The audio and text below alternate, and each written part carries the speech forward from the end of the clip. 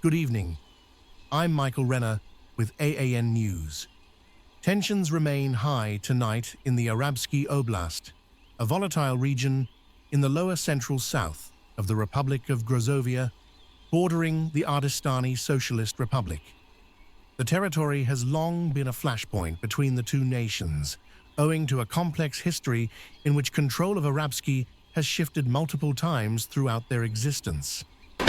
Following the Second Ardestan-Grozovian War, which lasted from May 20th to December 1st of 2014, Grozovian forces emerged in control of the region. Arabskiy was formally incorporated as an oblast within Grozovia, but peace has proven elusive. Arabskiy is connected to Ardestan by 4 major roads, each guarded by heavily fortified border control points, or BCPs. Regular patrols once ensured security between these checkpoints, but that balance shifted following a recent Arabskiy's Sons of Ardestan offensive into Cinderblock Valley. The attack severed the southernmost BCPS from Task Force Castle control, further destabilizing the border region. The situation is particularly dire in the southeastern region of Arabskiy, which endured heavy bombardment during the war. In the aftermath of Grozovia's takeover, widespread displacement and shortages triggered a humanitarian crisis. Grozovia has attempted to deliver aid to remote Leto villages such as Batita and Darkush, hoping to gain support from the local Ardestani population. However, those efforts have repeatedly failed.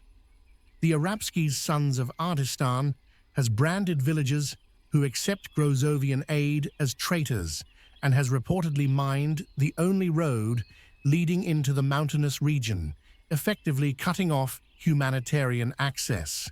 Compounding the instability is the rise of a pro-Ardestan insurgent movement known as Arabskiy's Sons of Ardestan.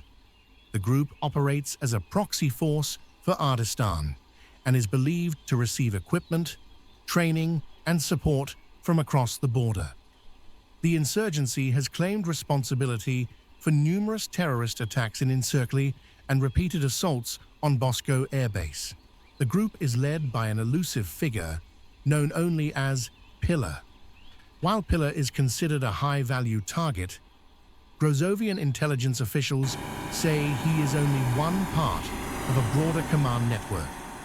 The Grozovian Military Intelligence Agency, or GMIA, is actively working to identify Pillar and dismantle the insurgency's leadership structure. Militants are described as lightly equipped but highly motivated, relying on aging surplus weapons such as SKSS, FALS, Lee Enfields, and early Cold War-era arms like the AKM and RPD.